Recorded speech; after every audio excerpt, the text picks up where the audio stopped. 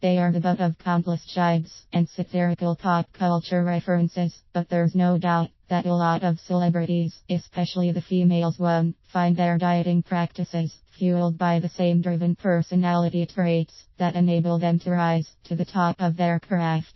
This understandable, if unfortunate, fact of life, though, is all too often absurdly demonized by certain people who want to lay blame at the feet of the mass media and its unholy influence on people's lives. In addition to the platitudes about showbiz glitz, the other supposed villain of the piece is the alleged puerile consumerism of the unwashed public who consume those media images. These patronizing assessments, though, cloud over more than they reveal. Everything in the lives of successful film actors, singers, or other media celebrities is subjected to the drive and ambition which allows them to achieve their professional success. It should hardly be surprising then that once they turn their attention to weight loss, they can get a little carried away.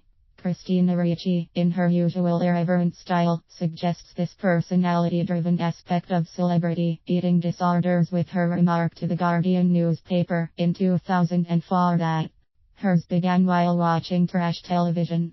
At the time that I was starting to diet and stuff, I saw this TV movie and I thought, ooh, anorexia. I could probably do that. Other celebrities, for instance, Jerry Halliwell of Ginger Spice fame, point out that the real cause of celebrity eating disorders can be found in the challenges of coping with life's usual ups and downs. It's debatable whether or not celebrity contributes to heightened daily stress. When you consider the occupations of many others, that seems kind of improbable. But even if you do believe it, whatever the pressures involved, they don't dictate the specifically chosen coping strategy. The backlash against the innocent, ironic tweet of the ever-entertaining Lady Gaga from 2012, though, is typical of the victimizing machine of the mass media and the self-appointed morals police. Young girls everywhere, it would seem, are in constant danger of the corrupting influence of social expectations. Even Lady Gaga, already on record as encouraging girls to develop a healthier sense of body image, couldn't acknowledge resisting a craving for a cheeseburger without the self-appointed busybodies raising hell. Whether a cheeseburger would actually constitute a healthy meal choice is, of course, another matter. So let's try to be real here.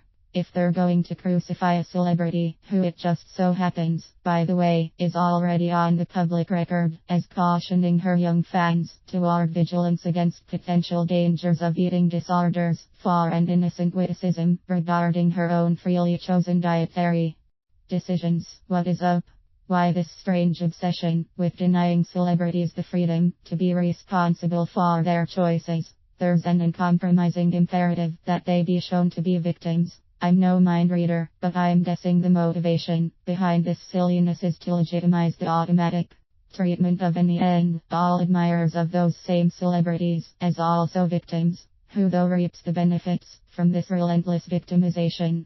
Obviously, the lesson here is not that only celebrities need worry about eating disorders, but rather that such disorders are a product of the determination and resilience of the individual experiencing it.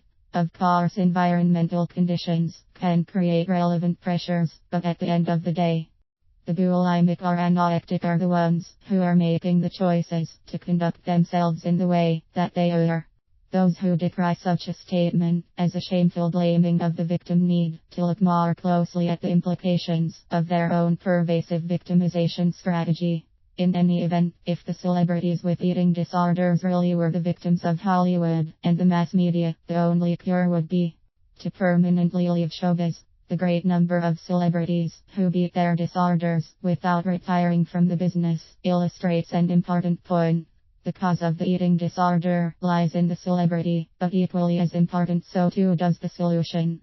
If the busybodies were more concerned with personal empowerment and responsibility than vilification of the media and victimization of its supposed casualties, they would recognize this as good news. Everyone who suffers eating disorders, whatever the stresses of their personal life, have a reservoir of strength upon which to draw. The very determination and discipline that you so strictly harness to enforce your unhealthy dietary regime is likewise always there in you, a reservoir of strength to draw upon to change your life. It only takes your willingness to access it. That should be encouraging, even exciting. You can be the celebrity of your own life. It's in your hands to choose how to live. Don't accept easy excuses about social pressures and expectations. Take responsibility for your own life. Be the star of your own story.